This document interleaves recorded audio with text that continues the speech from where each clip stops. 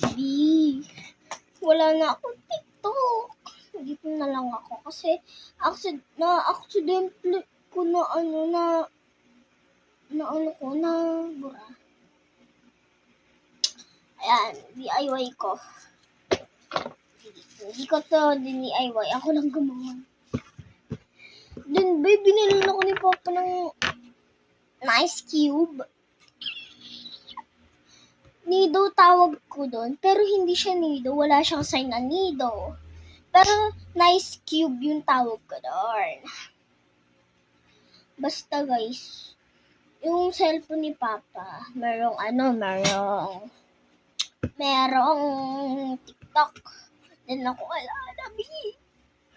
Then tara, open natin yung squishy natin. Tara. Magaan lang siya.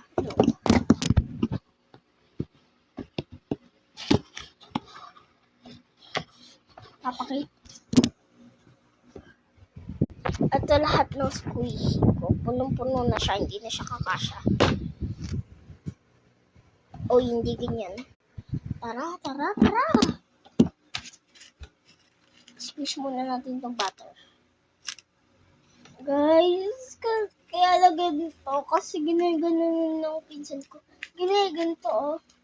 Kaya wala na talaga siyang squish. Ito, watermelon. DIY ko lang to.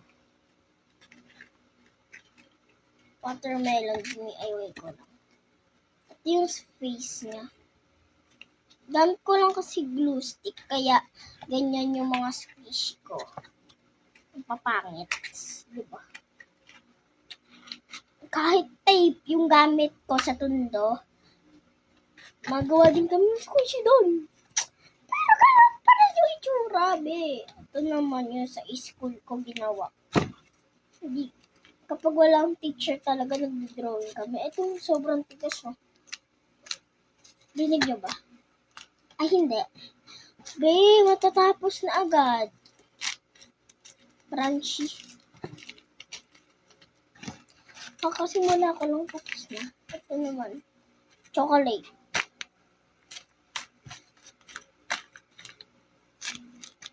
Matigas yung laman neto. Ito din. Ala!